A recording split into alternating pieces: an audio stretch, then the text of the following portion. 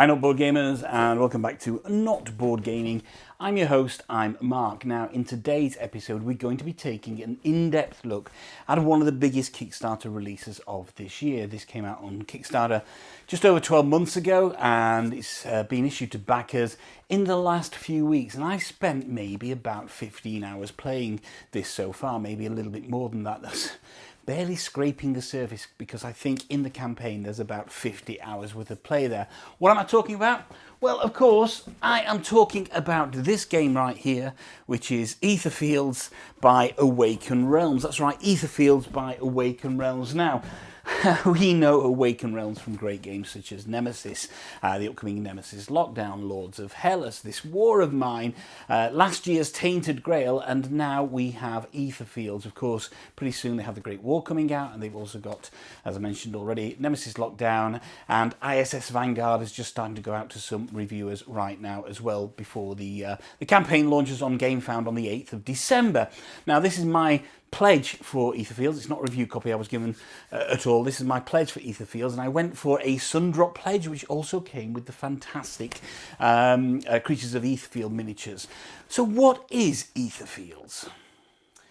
Etherfields kind of classes itself as a deck building game, and it kind of is, and I'll touch on that a little bit more as we get through the review, but in reality it's a card-based exploration game where you will be absolutely building various decks throughout the game, but the aim of the game is through a series of slumbers and through dreams is to explore this kind of ever-changing landscape, either in the dream world or in the dreamscape, to kind of experience various different, let's call them quests or dreams as they are here, which will hopefully give you some way to identifying who you are and what's happened, kind of solving a bigger mystery.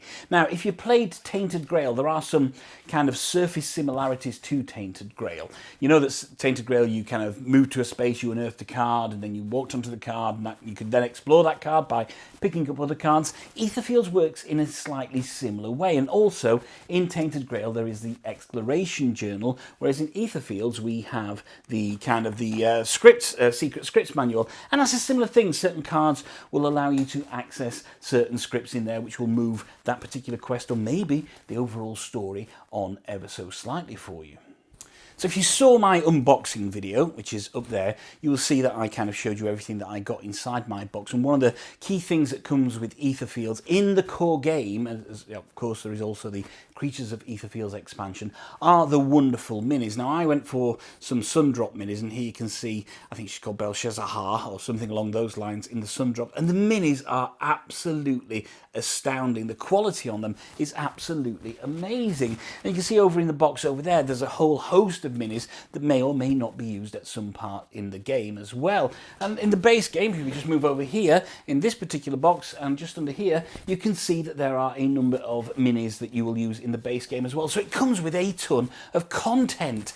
Also within that content, because of the style of game it is, are just a wealth of cards, and you can see that there's a whole slew of cards there. There's a whole slew of cards already on my table as well. There's a huge board, there's a rule book, and there's the scripts, and then various amounts of tokens, etc. that you use in the game. Now, I will try to make this review as spoiler-free as possible. Given the very nature of the game, it's going to be very difficult to make it totally spoiler-free, but I'm going to try and concentrate on showing you stuff that won't spoil the overall experience for you. So, if you want to see what's in the box, go and check out the unboxing video with the link I showed earlier. But right now, what we'll do is we'll talk a little bit about the setup and go into the gameplay on Etherfields, and then I'll talk about my thoughts on what works, potentially what doesn't work in Etherfields, and whether it deserves all of the quite hardy accolades it's getting from a number of people at the moment. So this is Etherfields by Awaken Realms.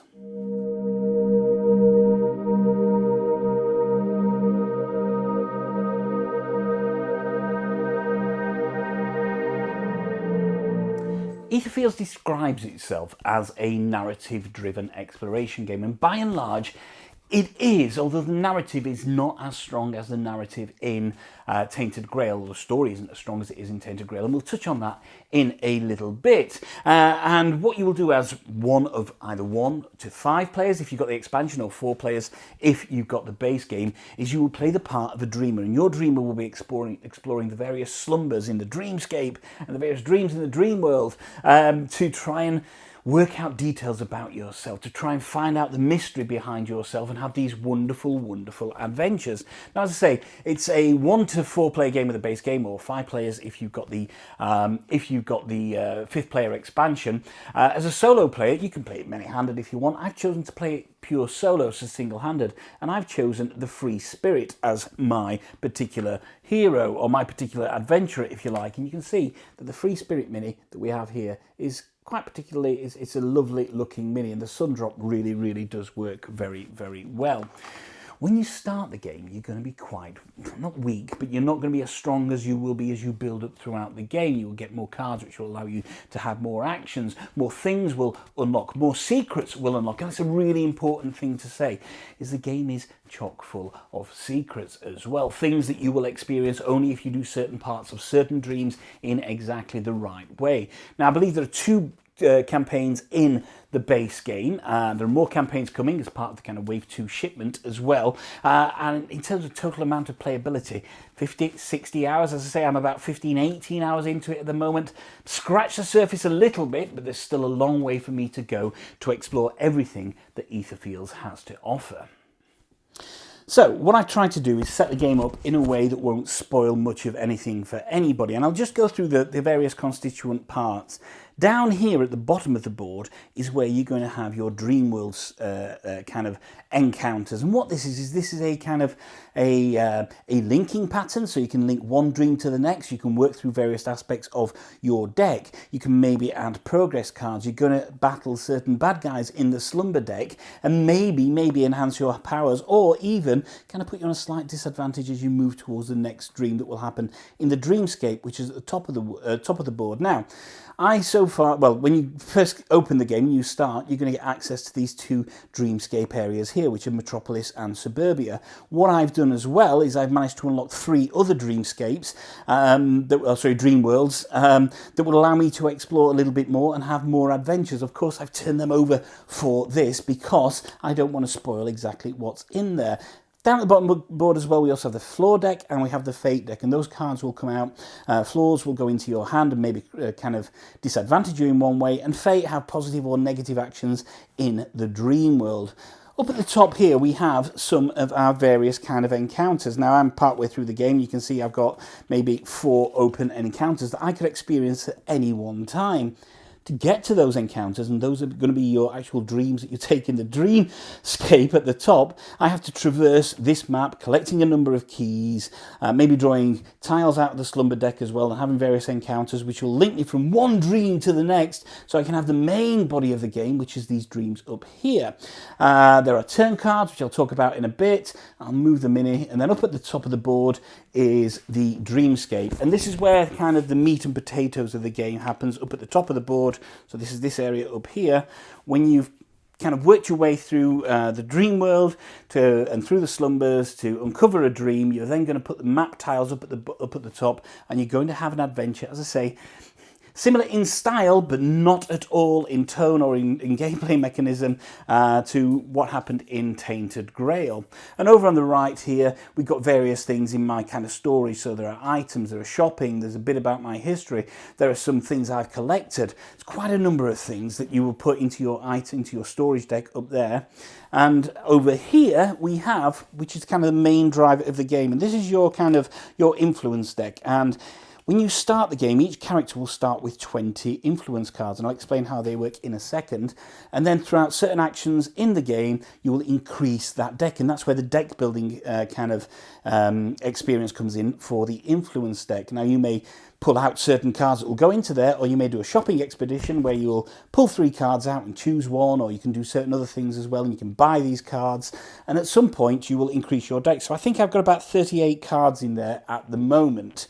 Once you get to 40 cards, the maximum deck size you can have for any one dream is going to be 40. So if you have more than 40, you have to choose the cards, put them that you don't want to use, put them to one side, and continue with a deck of maximum of 40 cards. The other thing to remember, to kind of point out at this stage, are some masks. So I've got a couple of masks here that my character has, and you get to, throughout various parts in the game, either choose a mask or you get given a mask, and you can choose one of them to use in any particular adventure, and they give you various different kind of special abilities that you can use throughout your adventures. So that gives you the overall kind of gist of kind of what you get and how you lay the game out. As you can see, one of the key kind of concerns that people have had about the board is the fact that it's laid in portrait and not in landscape, because the main part of what you do is going to be taken at the top of the map.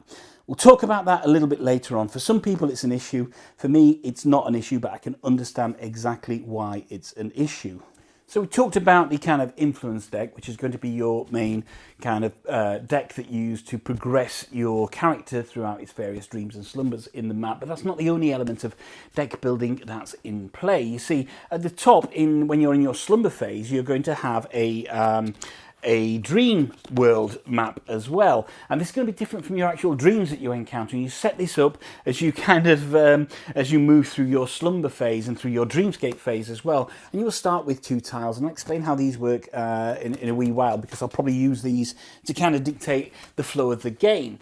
So these aren't spoiling anything. These are the 2 kind of starting tiles that you get at the beginning of the game. You're going to put those at the top of the map, but that deck is going to increase through various actions you take in the game. And as you can see, I've now got, as well as 2 starting, 1, 2, 3, 4, 5, 6 other tiles that I will now use in my kind of slumber encounters. Also, there is the slumber deck as well, and that's this here. Now what this is these are the various, when I'm in the slumber map, it sounds confusing, but trust me, it's not when you start playing the game. You will occasionally have to turn one of these slumber cards over, and that could be anything from a bad guy. So let's find about one that you get right at the beginning, and I believe it's this guy here. So this could be anything from encountering a nightmare janitor.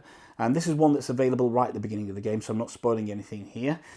So it could be anything from encountering a nightmare janitor right up to, I don't know, maybe a card that you'll get here, which will make you do something if you have a certain number of progress cards in your character's deck. And there are these kind of recycle throughout the game. There is what's called the Delta phase. So when you've gone through this deck and you reach this particular card, you do almost a semi-reset on stuff, and it allows you to potentially heal some health, or what's called unseal some cards, and you continue to move through that in your dreamscape encounters throughout your slumber until you've got to a place where you are activating your main dream. As I say, it sounds confusing, but it really isn't when you play the game, and maybe I'll go through, not a full flow of the game, but I'll show you exactly how that works in a wee while, and you kind of get to grips with the flow of the game there. Once you've done that, and you've got to your main dream, you've got the number of keys to access a dream, you're then going to remove all those from your top of the board, and you're going to access one of your kind of encounter cards, and that's these things here. And these tell you how to set up your various decks, because it's an Awaken Realms game that is kind of shares some DNA with Tainted Grail. Therefore, the lots of cards that come into this box absolutely take a massive part in your adventure. To help me guide you through exactly how the game plays, I'm going to be using the introductory scenario that comes with the game. Now, if you played Tainted Grail, you'll know that in Tainted Grail, the introductory scenario, I think it was a separate booklet, but it was an absolutely fantastic experience on leading you into the game of Tainted Grail. Kind of gave you the basics, and everything else unfolded nicely as you go along. Etherfields does a similar thing by using this before it started dream here, which kind of eases you into some of the mechanics of the game, but for reasons that we'll discuss in a wee while, it's not quite as successful as it was in Tainted Grail. And although I've mentioned Tainted Grail quite a lot, and there's a reason for that, in the fact that, you know, they both come from Awaken Realms, they share some similar mechanisms, I really, really want to say that this game is not Tainted Grail. While Tainted Grail kind of became known in some quarters for being quite a grindy great game in terms of, you know, what you have to do with the menhirs, how you have to allocate food at the end of each day or the beginning of each day, etc. This doesn't share a lot of those mechanisms, but it does potentially have its own kind of stumbling blocks in a couple of not necessarily grindy, but areas of the game that aren't quite as interesting as other parts of the game. So there will be some brief mentions of Tainted Grail, but I want to say it's a vastly different game to Tainted Grail. Throughout the game, the main kind of mechanic that drives your character forward and allows you to have moves and perform actions is going to be your influence deck, which is this deck here. Now, as I mentioned at the beginning, you start off and each character has its own kind of individual influence deck, and they'll all be kind of they'll illustrated by, you know, the character's name on there. And here we go, Free Spirit, and you'll start off with 20 cards, and you'll get more cards into your deck as the game progresses. But what exactly do these cards do?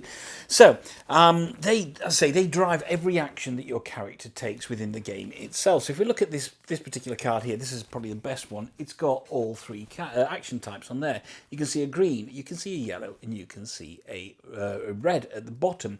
So the green actions are your contact actions, and you're going to have to spend a certain number of action points, depending on where you are on the board, to maybe search for something or to move something, and it will tell you on the board, and therefore you will spend enough cards that have the green actions on there that correspond with the relevant place on the board. So let's have a look here at these cards. So say if I had a contact action that was asking me to search something and it needed green 4, I would spend these 2 cards, I put them in my discard pile, and that would be what you would do there.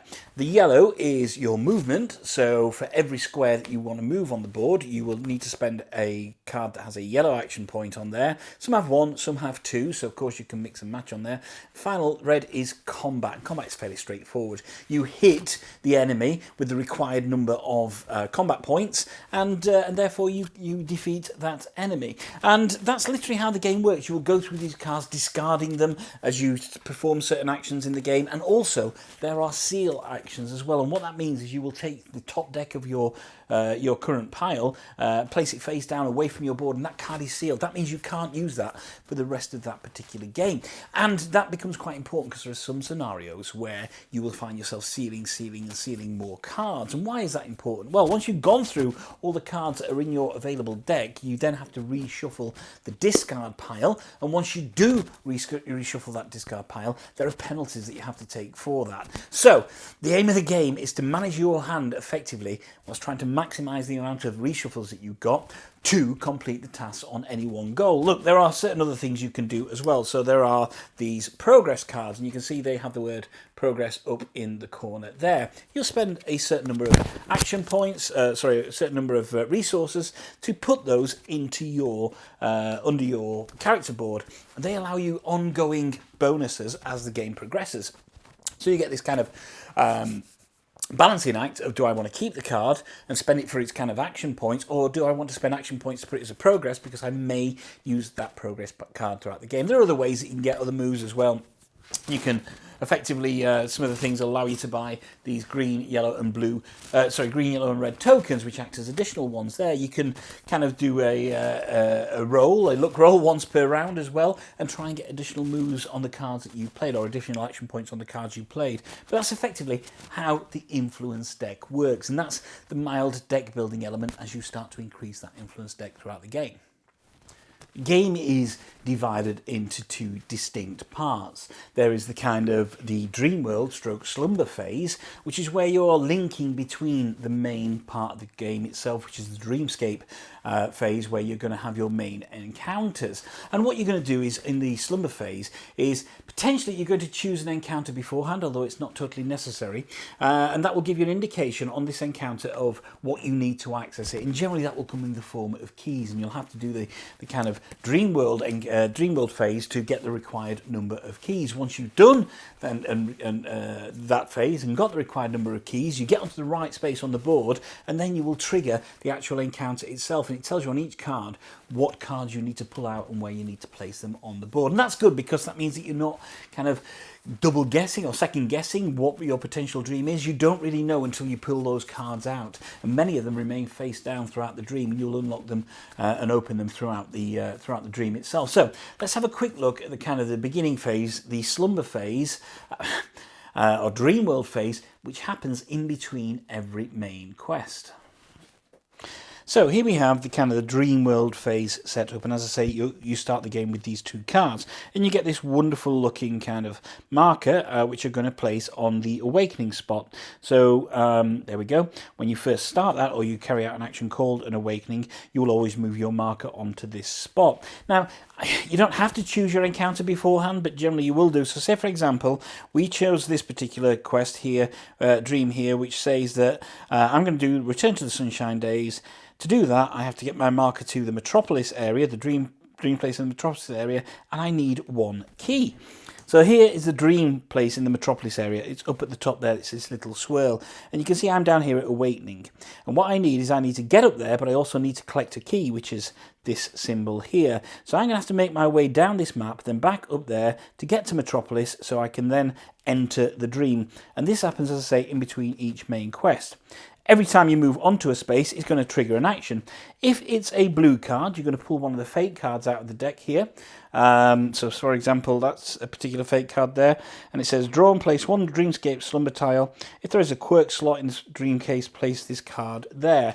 That means that up at the beginning, for the beginning of every game on this particular phase, you've got your kind of Dreamscape, Dreamworld Slumber phase up there. It comes with 2 startup tiles. This is asking me to pull a card, so I pull from my deck here and get this card, and it tells me where I'm going to place it. So this says I'm going to place this at C2, which is just there, and I would then place that particular card there. So my slumber phase is starting to kind of increase, if you like, or the amount of area on this map is starting to increase at this stage. So that's that particular action done. Then what I'm going to do is, obviously, I need to get down to this key here, so I need to make another move, and I'm going to move on to this particular one here, and you can see it's got this little red icon with an exclamation mark. That means I'm going to pull something from my slumber deck. And this is the slumber deck here, so this happens only in this particular phase of the game. So you take the top card of the slumber deck and you see what happens there. And what it says here is that I have now pulled out a Wraith.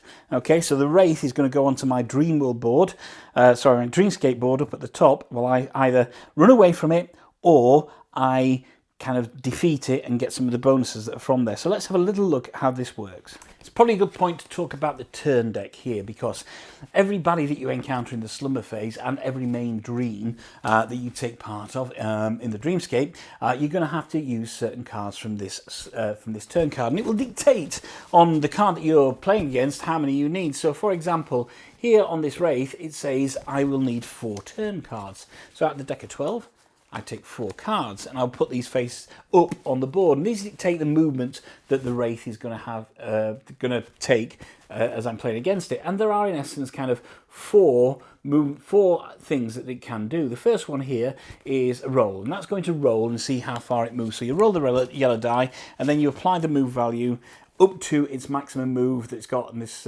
Wraith has got 2 on there, and that would do that. The next one is a morphing action. It's a basic effect. So each bad guy, each baddie that you come across has a different basic effect, and that could be to attack somebody within a certain range. Then there's a morphing one as well, and that's adding these morphing tokens at random onto the bad guy, and that gives them additional things that will either hurt you or kind of disadvantage you in one way. It may stop using certain things. And the other one is a special effect as well. And again, that's another kind of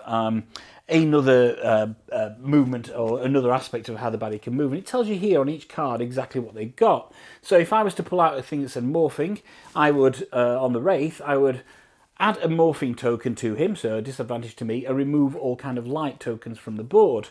Here for the basic effect, it says each dreamer at range 0 or on a dark space suffers 1 damage. And here for the special ability, or special effect, it says each dreamer in a range of 1 spends 1 gem, that's a blue kind of crystal, or suffers 1 damage and seals 2 cards, as I mentioned earlier. Those cards, the more those cards seal, the less you've got to go through your deck. So that's kind of how the turn structure works. Let's head back over to the slumber phase and find out what happens with the Wraith.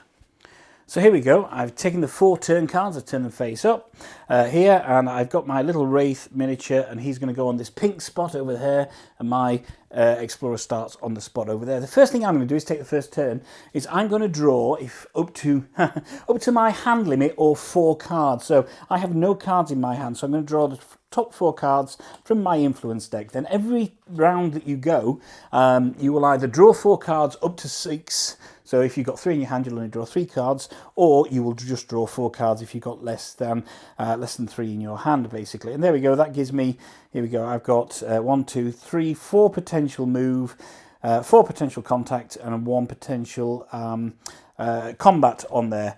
I will decide what I'm going to do. So maybe I'll spend a movement card. So let's spend a yellow card. That'll be my discard pile to move there. And as a solo player, you would just keep going until you've used as many cards as you can, or you want to, basically, to do the various actions.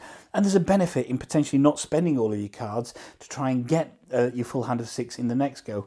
Then what's going to happen here is the Wraith is going to take this top turn card, and it's going to follow it in order. So its basic effect is going to happen first, and its basic effect for the Wraith says each dreamer at range 0 or in a dark space suffers 1 damage. Well, I'm not, so that's okay. And then it says roll, so we're going to roll the yellow die, and the number of faces on the yellow die.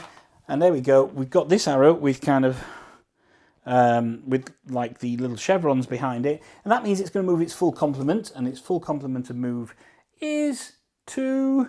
There we go. So he will move 2 towards me. 1, 2. Then it's going to do another basic action, because that's the final turn on that card. And its basic action said each dreamer at range 0, I'm at range 1, or in a dark space suffers 1 damage. So that's it. That's his go done. So I flip that over there. We've got 3 turns left on that now. Then I would redraw my cards back up to a maximum of 6. So I've got, how many have I got in my hand? I've got 1, 2, 3, 4 in my hand. Oh no, here's my hand, sorry. I've got 1, 2, 3 in my hand. So I would then draw another 3 cards up to my hand limit. So that gives me a total hand limit of 6. And you can see I've got more actions available. That would continue until I defeated this guy. And to defeat the Wraith, it says here, assault 6 red or 6 yellow per player, and then I would chase him out, so he would move off the board and I would gain the loot. So if I defeat him on my next go, I would gain the loot on the top turn card, and that would give me there, each dreamer may unseal 1 chosen card or reshuffle the deck without penalties. Remember I said every time you shuffle your deck, you have to take a penalty from that. However, if he runs out of turns on there, so he's gone through all that, and I still haven't defeated him, there's an action at the bottom there, and it says, if I'm out of turns or I skip, so you can skip these particular encounters, I get caught and I have to resolve script S770. And that's in the script book, and I'll explain how that works now. Actually, just before I explain how the script book works, we'll just continue on this a little bit. So then I would continue around the map. So therefore, I've completed that slumber. I would move on to this one next. As you can see from the arrows, I'm trying to get all the way up there. And that would be a fate card. So I'd draw another fate card. Here, I would get my key. So yay, I'd get a key. So I'd take 1 key, which is one of these here. I need, how many do I need for this particular encounter? That's this particular thing here. I only need 1 for this encounter, so that's good. I would then continue and try and make my way up the board, suffering all of these various cards as I travel up the board to get to this particular space at the top of Metropolis where I can finish that particular slumber. So during that slumber, you could see that if I hadn't defeated the Wraith by the end of its 4 turns, or I decided to skip that baddie, I would have to read a passage out of the secret scripts book. And this works, if you played Tainted Grail, this works very much in a similar way to the exploration manual. It's all non sequitur stuff, so you couldn't read this from cover to cover and get a kind of indication on the story at all, because it will direct you to particular chapters. So this told me to read S770. So don't worry, I'm not going to read it. I'll go to where S770 is on this particular page, and that is just there, and I would read that particular thing. And it says, I'll not tell you what it says because I don't want to spoil it for you, but that is a key part of this game. It's pretty much like the exploration journal in Tainted Grail, this becomes a key part of your game. You're going to move and kind of shift and switch between various chapters in that, which are going to progress either your character, they're going to progress the story, they're going to cause bad things to happen to you or good things to happen to you, or they may well be a dead end. So let's assume I've finished that slumber phase now, and I got my key and I got to the place on Metropolis where I need to go to. If we look on the particular, where have we put it? If you look on the particular tile to the dream that you want to do, it will then give you instructions on what's going to happen. So here we go on before it started. I could have done this at any point. I could have just entered a dream space at this point. And it says there in setup, take all 1.01 tiles and cards and reveal the setup tile. So here we have the various cards from 1.01. It's asking me to reveal one setup tile. So I'll take that setup tile and I'll place it on the board, but it would also potentially come with a deck of cards. Now these are 102, so I'll not show you what's in there because I've used all my 101 ones. But yeah, these would stay face down and you would pull those out at various parts in the game. And it tells you there how big your turn deck needs to be. So the turn deck is 12 on this, so that's all my turn cards I will use. So it gives me a chapter in the book to read for an introduction, and then it gives you some goals on the back, special rules, and what to do if you're out of turn. So if you don't complete the goal by the required number of turns that the scenario tells you, you will go to a particular chapter, and that may tell you to reshuffle. It may tell you to do something that doesn't really help. It may tell you to do something that does help, or it may end that particular dream for you there and then, and you're going to have to go back and potentially replay the dream and find the correct way through the dream. So let's go into kind of the top part of the game now, the main part of the game. We're going to do this, not going to do it all, obviously. We're going to have a look at the before it started quest, and I'll show you exactly kind of how that works. It's quite similar to what happens in the dream phase, in the dreamscape phase of the slumber phase. So I've cheated ever so slightly here because for the sake of this video, normally all of this would take place at the top of the board in the dreamscape area. I put it all down to the dream world, which should just give us an indication. So we start off on the blue here, and you can see we've got one tile open with many options. The first thing I'm possibly going to want to do is to move, and I've got to spend yellow points. And I had my hand of 6 cards because I had 3 from the dream world experience, and then I added another. I drew out some more cards that give me the full complement of 6 cards. So I'm going to spend 2 yellow, which is this one here, to move 2 spaces on this board. So 1, 2, because I want to explore this particular area here. And it says if I spend 6 contact cards, or 6 green, I can do a contact action. As you can see, I've got 3, 5, 6, 7, 8, 9 green there. So let's spend, and we'll not worry about too much what's on the cards at the moment. I'm going to spend these here, go into my discard pile. And that allows me then to open the book of scripts, read that particular passage in the book of scripts, which may advance the game, which may not advance the game, which may give me additional powers or benefits, or may not, may bring something nasty onto the board. I'll not read the book of scripts because you pretty much know how that's going to work. But at some point, you will get asked to unveil more of these cards. So say, for example, I did an action on one of these and it said, right, you need to reveal card 101W. Flip that over, and there we go. This particular card, it could be a bad guy in there, but this is another tile card. So I would place that next to it, and you can see the landscape has now grown. That gives me more area to explore, and the more area that you have, the more will potentially open up for you as well. But you can also potentially reveal some baddies. So here we have the first instance of the Wraith is in the first game. So if I had revealed that card, the Wraith would have come out onto the board, and then invariably what happens is it will then go into your slumber deck to become a persistent creature. And that's what you're going to do. You're going to continually move around the board, spending your resources, moving your turn card at a time. Remember, this has got 12 turn cards, so it's all the turn card deck. But every time I've had a go and finished my rounds of goes, I flip one over. That gives me 11 turns left to complete this particular adventure. Once it's completed, it will give you a passage in the book to tell you what you've done and what benefits you get from completing that dream. Look, I am massively oversimplifying the gameplay there because there is a lot more to it than that. But for fear of spoiling it for people, that is the main core of the game. There, you get through your slumber phase to get to your next dream, so you've got enough keys, you reveal the cards, and then you try to complete that dream, and it's not always as easy as it seems. There are other things that you can get as well. For example, there are various item cards that you can get which give you benefits. There are certain cards which you can use in certain dreams and certain dreams only. Maybe you've pulled some floor cards out, FLAW cards out, and they're in your hand, and therefore they kind of disadvantage you in one way or another. There are the masks that you can use as well, which will give you additional benefits. There's a way to kind of trade stuff for stuff. There are the wisdom cards that you're going to get when you complete dreams, and they give you additional, even more in-game abilities and in-game kind of rules and gameplay elements to it. The game really starts to open up as you progress further and further through your dreams. So the aim on each dream is to complete the goal that's on there, given the amount of turns that are available for you.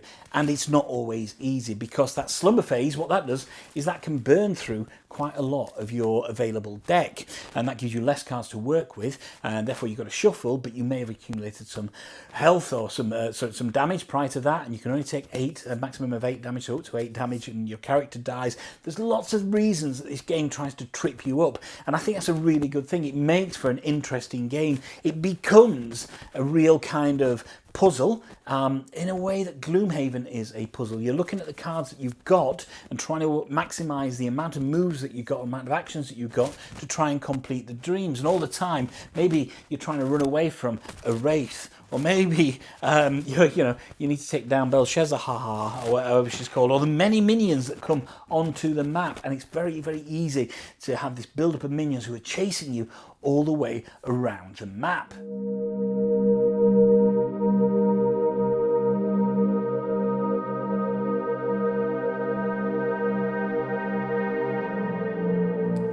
So let's move into kind of my thoughts and final thoughts on the game.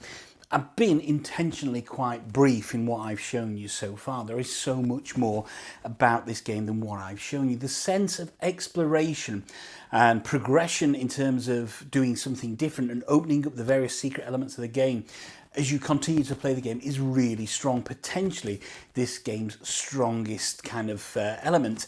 It really does feel good when you complete a dream and you get more cards to add into your influence deck, or you get given secret cards or item cards, or you open another dream, or you get told to open a particular secret part of the game. The game comes with a number of secret decks.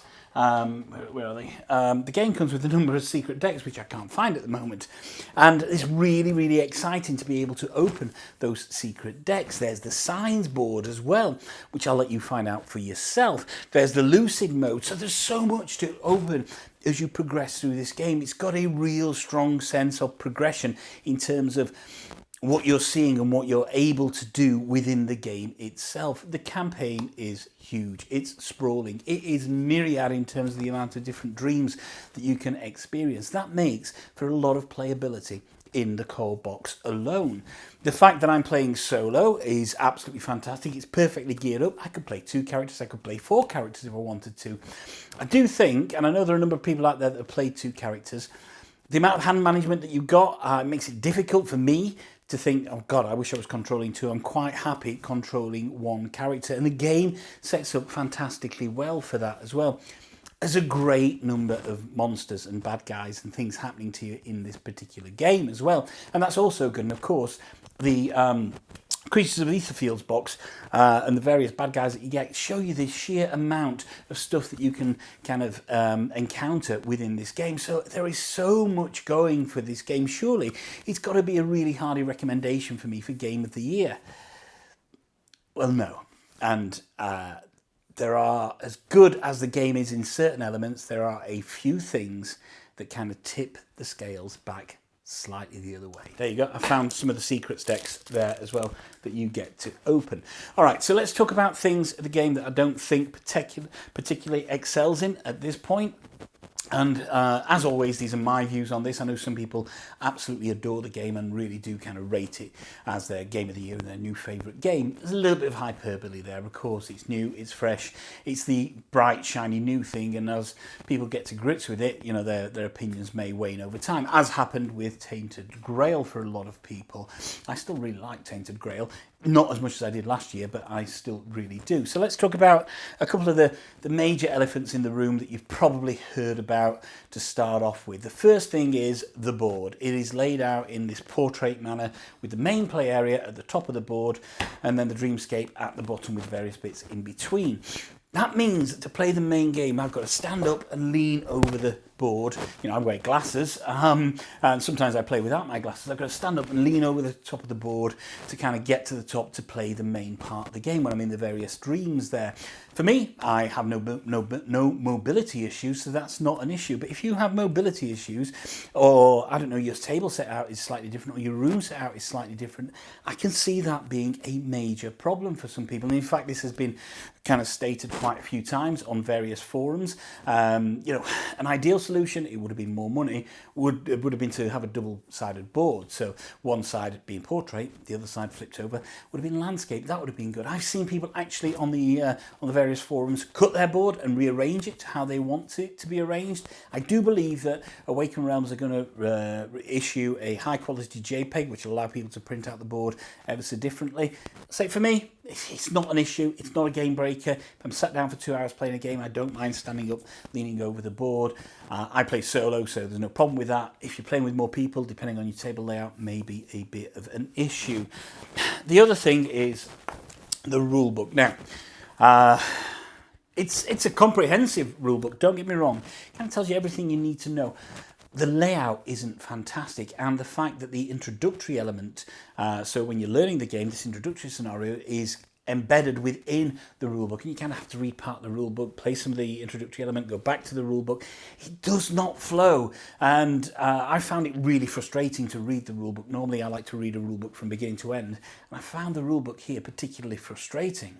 However, the rulebook can be mitigated again. There are some excellent guides, user guides that have been created on the BGG forums that allow you to not only work through the rulebook, but will give you a better indication of how to set up the game itself. And the board I can almost forgive. The rulebook I can almost forgive because it's a bit more effort to learn the game, but it's not impossible to learn. And once you learn the mechanics, the game actually flows fairly easy.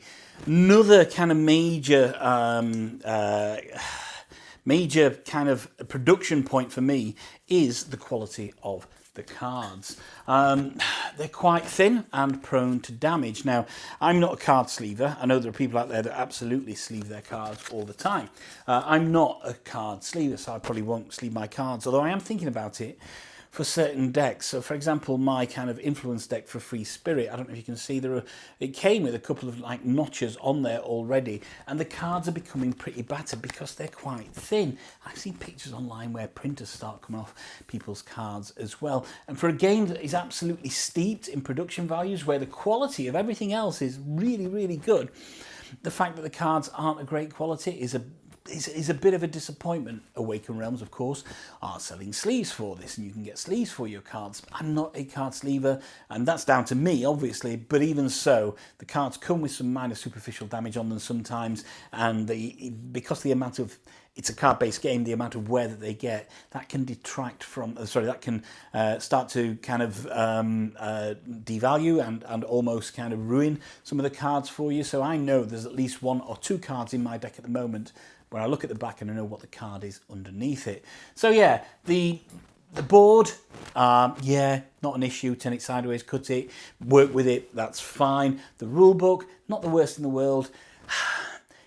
Not as good as the one in Tainted Grail, and the card quality, unfortunately for me, is just slightly negligible. I suppose on the board, the other thing is that you don't necessarily need the board. If you just lay it out on your table, you're still going to do more or less the same thing without the board. So if the board is really an issue for you, then don't use the board. Other than that, the tokens and the various components, the minis, and all of the various beads and counters that you get, absolutely great. Really nice quality, as you would expect from an Awaken Realms game. But these are all production things. These are all kind of superficial. There's still a couple of elements within the game that detract it from being like a really great game for me. And before we talk about those, I just want to say that this game is good.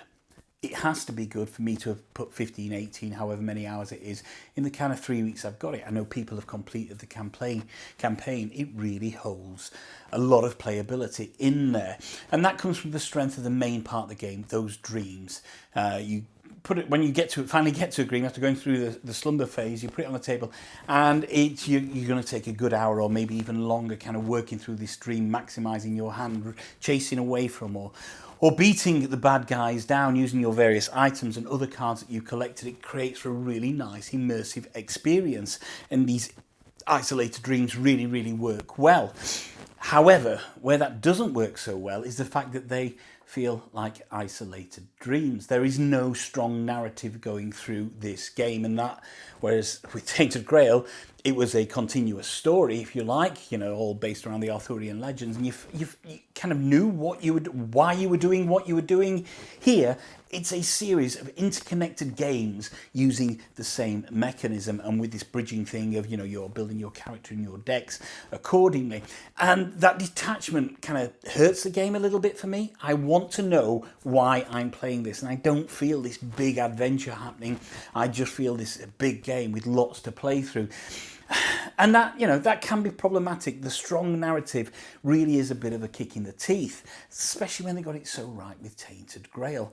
But the narrative is not the only other issue about the dreams themselves. There are a lot of dreams. So many dreams for you to experience. And if you played this game all the way through only once, you wouldn't experience every dream that's in there, because you're going to make branching narrative choices within your actions as well. So that's good. There's a load to play with in the base game alone. I think when the additional, when the second campaign, or if you're playing the second campaign, that still loads, when the additional campaign elements come out. If you love this game, then you have got literally months and months of playability for your investment here. So that's really good. But the problem is, when you have so many dreams, is that not everyone is a winner.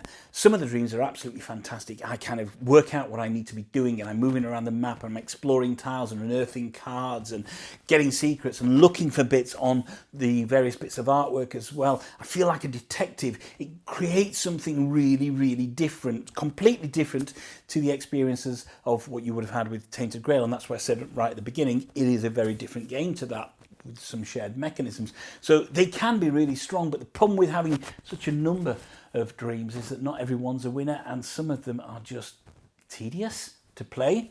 And I can think of 2 or 3 that I played out, maybe the 10 dreams I've done so far, maybe more than that, at least 2 of them, where I have no desire to play those dreams ever again. They became a chore. One of them, it just felt like it was a bit of potluck as to whether I completed it or not. And the other one, it was just some various monsters on the board chasing me around, and it just became an utter chore trying to find a way to defeat these monsters, which was not straightforward combat.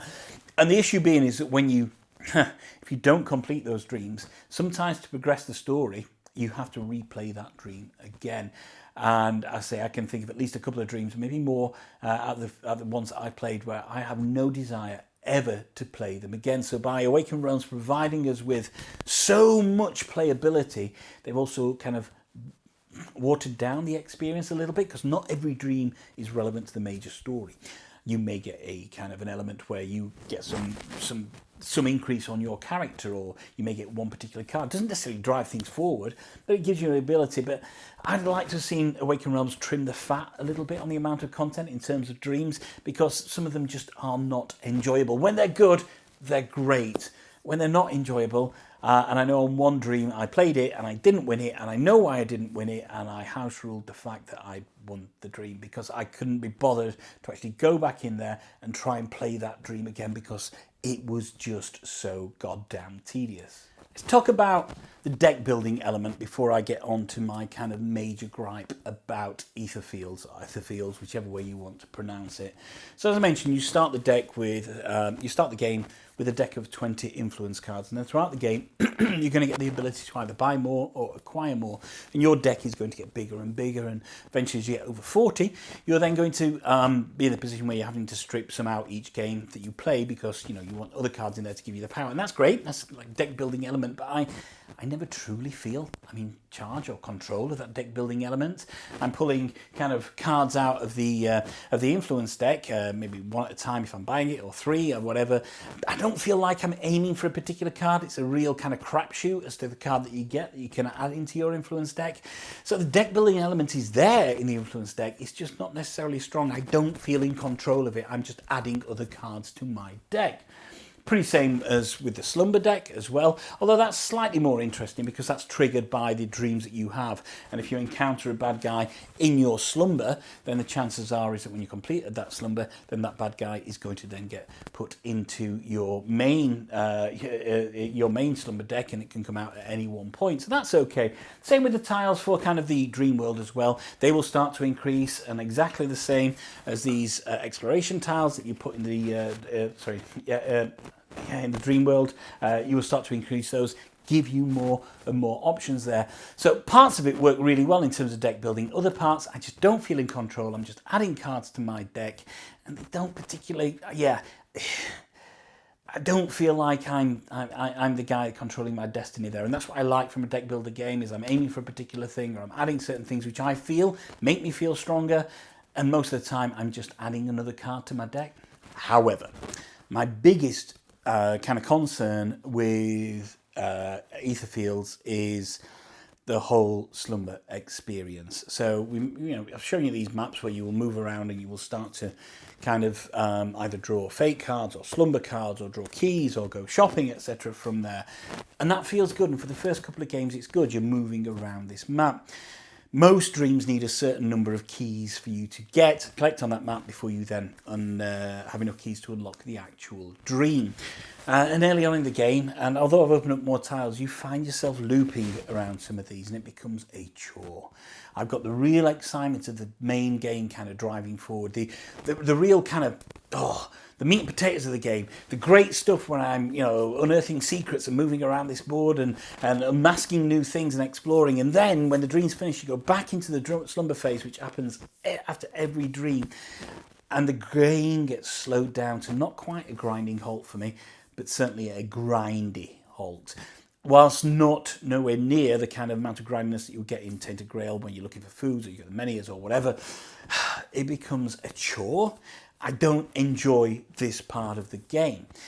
I really don't enjoy this part of the game. I think I'm going to have to come up with some kind of house rule where maybe I burn cards through my deck, maybe I don't know, take a damage or whatever, because I really don't enjoy this part of the game. It slows everything down because your slumber deck is only so many cards thick. And yes, you've got that Delta phase cards, which effectively resets it for you, but you're still kind of encountering the same 3 or 4 bad guys every time you go into try and find keys to open up your next dream. And it can become really tedious. I've got a floor, I've got a fate card, oh, it's the janitor again, or it's the wraith again. And you go round and round, and you're circling around these maps to try and find a way to kind of collect the keys just so you can get to the dream. And you go from this real high of the game delivering something really different and not unique, not totally unique, but something different and really immersive, to dropping down into the slumber phase. And for me personally, and I know many people online have said this as well, it's potentially the worst part of the game, and it can take maybe 30, 40 minutes, depending on what you're doing there, to go through that. Now, there are mitigation ways on there. If you encounter a bad guy in your slumber deck, there are ways that you can skip him, and also, once you've unlocked them, there are deliverance cards, which allow you to potentially have an action against that particular bad guy, but you've got to spend resources to do that. So it does kind of beef it up as the game gets along, but it does not take away from the fact that the game is kind of going full pelt and delivering everything you want from an explosive adventure game to then suddenly saying, whoa, stop, let's just loop you around this map a few times again while you try to find enough keys. And I get it, I get why it's there. It's to make you work through your deck. It's to try and kind of increase the amount of times you've got to refresh your deck. It's to try and give you benefits from shopping and getting new influence cards, or maybe putting progress cards under your character, and these are these kind of continuous benefits you get throughout a game. And I get why it's there. It allows you the opportunity to take a breather and just potentially look at the structure of your character, but it just feels like it's a smack in the face, like you're just driving full pelt and you've hit a brick wall, and all of a sudden everything just grinds to a halt. And I really, I can't, from my perspective, and this is my personal perspective, I wish that would have been done in a different way. For something that's at the bottom of the map, which is the closest part to you as you play, it's something I finish a dream, I think, yes, all right, let's go to the next dream. I've got to go to the slumber phase, and it is a grindy chore of just kind of trying to do that circle to get keys. And that's what I said right at the beginning. I said there is a bit of grind. It's not the same as Tainted Grail. But there is grind here, and for me, it's working through that slumber deck in the dream world phase. I don't like that part of the game. And that's a real shame. I can almost forgive everything else, the board layout, the rule book, the quality of the cards, the not fully formed deck building elements. I forgive all that. That's absolutely fine, because once you get to grips with it, it's okay. But to have a key part of the game just create this barrier it's problematic, and it's a shame that it's in there, because everything else is really, really, really pretty good. Does that make it a bad game, though? And the answer is, well, no. And you've got to absolutely applaud Awaken Realms for the sheer scope and potential that they've unlocked in Etherfields. There is a hell of a lot of game here. Replayability-wise, I don't know. As a solo player, once I play through the quest, will I play it again? Probably not, but then again, I wouldn't do that with most of my campaign games anyway, because there are so many other games to play out there. So I'm less concerned about replayability. Maybe I'd like to play it with other people in the future, and that's okay. I can, after I complete the campaign, reset the box, and that's okay. There's no way I can remember every decision I've ever made on every map that I played as well. So replayability is there. That's not necessarily an issue, and the amount of playability is there. It's just this thing for me for the Slumber deck. It really, really does affect my enjoyment of the game. But as I say, that does not stop Etherfields being a really good game. If you don't mind this slumber experience, then it could well be that Etherfields, it may well be at the top of your list, because it absolutely ticks every box that you're looking for. And it's horses for courses. Different people require different things from the game. I like my flow to be fairly consistent. I like to feel this feeling of progression, not just in the game, but throughout my gameplay experience. And that slumber deck just dampens that down for me. So overall, with Etherfields, it's a pretty positive experience from me. Put that slumber deck to one side, because I'm going to house rule away around that, and I'm going to look online and see what other people have done. Whatever else this game delivers, it delivers a really immersive experience. Lack of interconnection between the narrative, slightly problematic, but if you get over that, then you've got all these various streams and this massive amount of playability in the base game alone. Generally, the component quality is absolutely fantastic as well, and I look forward to playing it. I really genuinely look forward to playing it. I can think of many games in my collection where after owning them a year, I possibly haven't put 15 or 18 hours in. So for me to have put 15 or 18 hours into Etherfields after maybe 3 weeks of owning it, that's got to be a sign that the game is good. And it is a good game. It's not quite a great game because of what I've mentioned, and that's for my purposes as well. You may absolutely love that element of it, and great. If you do, fantastic. I'm just saying that it doesn't work for me. I can see that it doesn't work for others as well. So there we go. That's my review of Etherfields, the solo experience by Awaken Realms. It's a good game. I'm so glad I've got it. I'm so glad of the adventures I get to have on there. There's so many things I didn't cover in there as well, because I don't want to spoil it for you. Yeah, it's a good game. It could have been a great game had it had a slightly different mechanic. Everything else is almost mitigable, but had it had a slightly different mechanic, it could have been a great game for me. As it stands, it probably won't make my top 10 list of solo board games I played in 2020, and that's absolutely fine. Would it be it possibly might make my top 20 list, but it wouldn't be in my top 10 list. In the month of receiving this, I also received Altar Quest and Dwellings of Eldervale, and I actually kind of, because of that slumber deck, I kind of enjoy playing those games more than I enjoy playing Etherfields at the moment. But I'm sure that I'm going to continue on this campaign. I want to see how it progresses. I want to see how it pans out, and that is the sign of a good game. So Awaken Realms, congratulations on creating a different, unique, something that isn't Tainted Grail 2.0, something that stands out on its own, that provides a lot of immersiveness, a lot of playability, and there's a lot of future content coming for it. And if this is your bag, if you think that this might be your bag, then by all means, please go and get yourselves a copy of Etherfields. Whew. Thank you once again for joining me. I'm Mark. This is Not Board Gaming, on that journey through Etherfields by Awaken Realms. For me, a good, but not quite great game. Look, Do remember you can always follow us on Facebook, on Instagram, or on Twitter, and that's Not Bored Gaming, always BORED. Obviously, like and subscribe to the channel as well. We've got lots of content coming out. I will have my top 10 solo games I played in 2020 list coming before the end of the year. I know that was particularly well received last year as well. I've got lots of other games to cover. I've already mentioned I've got Altar Quest, I've got Dwellings of Eldervale, I've got some other review copies coming. I've got Wingspan Ocean has just arrived as a review copy. Going to continue doing some of my Cult of the Old stuff like Fortune and Glory I want to cover, and various other games as well. And 2021, game-wise, is shaping up to be a great year. Let's have a look how the global pandemic kind of sorts the rest of the year out. So once again, thank you very much for joining me. Don't forget to like and subscribe to the channel.